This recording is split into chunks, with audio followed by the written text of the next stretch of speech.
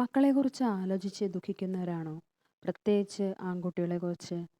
പണ്ട് പാർവ്വതീദേവി ഇതുപോലെ വിഷമിക്കുകയുണ്ടായി. അപ്പോൾ അമ്മ 108 ഷഷ്ഠിവ്രതം നോറ്റു എന്നാണ് പറയണത്. കുട്ടികൾക്ക് ആയുരാരോഗ്യ സൗഖ്യത്തിനും അവരുടെ സ്വഭാവം നന്നാവാനും അവരുടെ ഭാവി സുരക്ഷിതമാക്കാനും വേണ്ടിയിട്ടാണ് ഈ വ്രതം എടുക്കുന്നത്.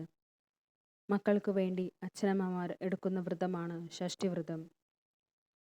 കുറേ നാൾ സർപ്പാകൃതിയിൽ മാറിപ്പോയ സുബ്രഹ്മണ്യ സ്വാമിയെ തിരിച്ചു കിട്ടാൻ വേണ്ടിയിട്ടാണ് ശ്രീ പാർവതി ദേവി പോലും 108 ഷഷ്ഠി നോറ്റിട്ടാണ് ഭഗവാൻ തിരിച്ചു വന്നതെന്ന്. ഭഗവാൻ വന്നത് താരകാസുരനെ നിഗ്രഹിക്കാൻ വേണ്ടിയിട്ടാണ്. തുലാമാസത്തിലെ വെളുത്ത പക്ഷ ഷഷ്ഠിയാണ് സ്കന്ദഷഷ്ഠി. സന്താന അഭിവൃദ്ധിക്കും രോഗശാന്തിക്കും ദുരിത നിവാരണത്തിനും ദാമ്പത്യ ഭദ്രതയ്ക്കും അത്യുത്തമമാണ് സ്കന്ദഷഷ്ഠി വ്രതം. സുബ്രഹ്മണ്യ പ്രീതിക്ക് അനുഷ്ഠിക്കുന്ന വ്രതങ്ങളിൽ ഏറ്റവും പ്രധാനപ്പെട്ട വ്രതമാണ് തുലാമാസത്തിലെ സ്കന്ദഷഷ്ഠി. എല്ലാ മാസവും വെളുത്ത പക്ഷത്തിലെ ഷഷ്ഠി നമ്മൾ എടുക്കാറുണ്ട്. പക്ഷേ തുലാമാസത്തിൽ വരുന്ന സ്കന്ദഷഷ്ഠിക്ക് വളരെയധികം പ്രാധാന്യമുണ്ട്. ശിവഭഗവാന്റെയും പാർവതി ദേവിയുടെയും പുത്രനായി സുബ്രഹ്മണ്യ സ്വാമി അവതരിക്കാൻ ഒരു കാരണവുമുണ്ട്. ദക്ഷയാഗവേദിയിൽ വെച്ച് സതീദേവി ശരീരം വെടിഞ്ഞു. അതിനുശേഷം ശിവൻ ദക്ഷിണാമൂർത്തി ഭാവം സ്വീകരിച്ച് കഠിനമായ തപസ്സിൽ ഏർപ്പെട്ടു. ഈ സമയത്ത് അസുരേന്ദ്രന്റെ പുത്രി മായ കശ്യപമുനിയെ പ്രലോഭിച്ച് 3 പുത്രന്മാരെ ജന്മം നൽകി. ഈ അസുരപുത്രന്മാർ തപസ് ചെയ്ത് ശിവനെ പ്രീതിപ്പെടുത്തി. ശിവപുത്രനിൽ നിന്നും മാത്രമേ മൃത്യു സംഭവിക്കാൻ പാടൂ എന്നൊരു വരവും നേടി. വരം നേടിയ അസുരന്മാർ അഹങ്കാരം മൂത്ത് ദേവലോകം കീഴടക്കി ഭരിക്കാൻ തുടങ്ങി. ദേഹം ത്യാഗം ചെയ്ത സതീദേവി ഹിമവാന്റെയും മേനയുടെയും പുത്രി പാർവതി ദേവിയായി അവതരിച്ചു. പിന്നീട് കാമദേവന്റെ ഇടപെടലോടെ ശിവപത്നിയായി. അസുരന്മാരുടെ ദ്രോഹം കാരണം കഷ്ടപ്പെടുന്ന ദേവന്മാരെ രക്ഷിക്കാൻ വേണ്ടിയാണ് ശിവന്റെ തപസ് മുടക്കി പാർവതി ദേവിയുമായി ഒന്നിപ്പിച്ചത്. ദേവന്മാരുടെ ദുഃഖത്തിന് ശമനമുണ്ടാക്കണമെന്ന് ബ്രഹ്മാവ് പരമേശ്വരനോട് അഭ്യർത്ഥിച്ചപ്പോൾ ഭഗവാന്റെ തൃക്കണ്ണിൽ നിന്നും ഒരു ദിവ്യ ജ്യോതിസ് ഉണ്ടായി. വായുദേവനും അഗ്നിദേവനും ആ ദിവ്യ തേജസ്സിനെ ഗംഗയിൽ എത്തിച്ചു. ഗംഗാദേവി ആ ദിവ്യ തേജസ്സിനെ ശരണപൊയ്കയിൽ നിക്ഷേപിച്ചു. അതിൽ നിന്നാണ് മുരുക ഭഗവാൻ അവതരിച്ചത്. ശിവ തേജസ്സിൽ നിന്നും ഉണ്ടായതുകൊണ്ട് ഭഗവാനെ സ്കന്ദൻ എന്ന പേരും ലഭിച്ചു. കാർത്തിക ദേവിമാർ സ്കന്ദനെ പാലൂട്ടിയതുകൊണ്ട് കാർത്തികേയൻ എന്ന പേരും ലഭിച്ചു. ശരവണപൊയ്കയിൽ ജനിച്ചതുകൊണ്ട് ശരവണഭവനവുമായി. സ്കന്ദനെ കണ്ട് ബ്രഹ്മാദികൾ സന്തുഷ്ടയായി. അവർ മുരുകനെ സേനാപതിയായി വാഴിച്ചു. ഭഗവാന് ദേവസേനാപതി എന്ന പേരും ലഭിച്ചു. സ്കന്ദൻ ഘോര യുദ്ധം ചെയ്ത് താരകാസുരനെയും സിംഹവക്രത്തെയും വധിച്ചു. അവരുടെ ജ്യേഷ്ഠനായ ശൂരപത്മാസുരനായി സ്കന്ദൻ കുറെ കാലം യുദ്ധം ചെയ്തു.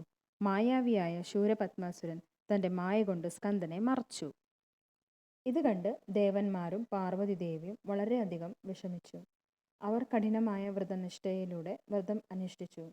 അതിൻ്റെ ഫലമായി സ്കന്ദൻ ശൂരപത്മാസുരൻ്റെ മായ ഇല്ലാതാക്കി അവനെ നിഗ്രഹിച്ചു.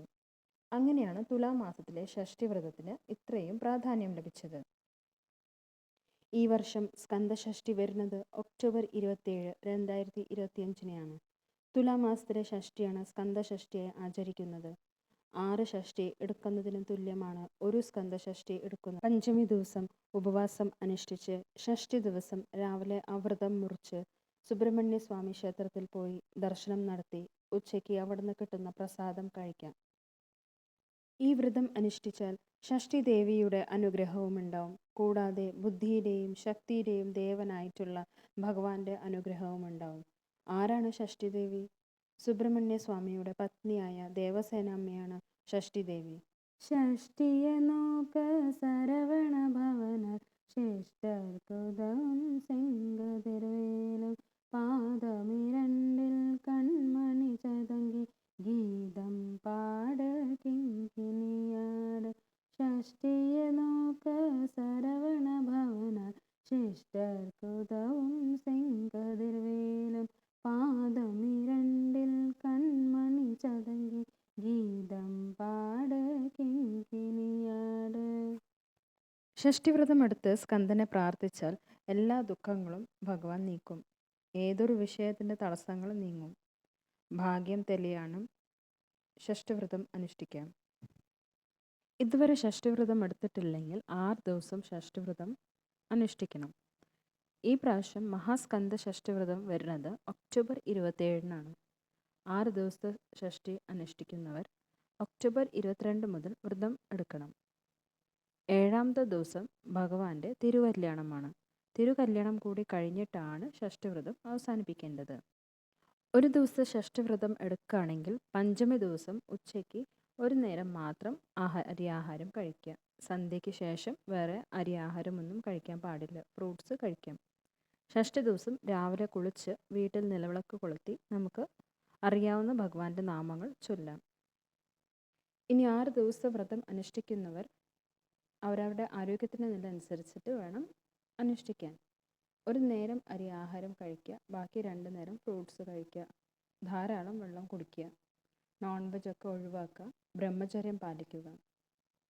വേലുള്ളവർ ഓരോ ദിവസവും ഓരോ അഭിഷേകമാണ് ചെയ്യേണ്ടത്. ആദ്യത്തെ ദിവസം പനിനീര്, പിന്നീട് പാല്, തേൻ, ഭസ്മം, ചന്ദനം, പഞ്ചാമൃതം. പഞ്ചാമൃതം ഉണ്ടാക്കുന്നതിനായിട്ട് ചെറുപഴം അരിഞ്ഞ് അതിൽ ശർക്കര പൊടിച്ചിട്ട് തേനും കൽക്കണ്ടവും ഉണക്കമുന്തിരിയും ചേർത്തിട്ട് ഉണ്ടാക്കുക. സ്കന്ദഷഷ്ടി വ്രതം 6 ദിവസവും എടുക്കുന്നവർക്ക് വിളക്ക് കത്തിക്കുമ്പോൾ 6 ദിവസവും ശരവണഭവ കോലം വരച്ച് സ്കന്ദഷഷ്ടി വ്രതം അനുഷ്ഠിക്കാം.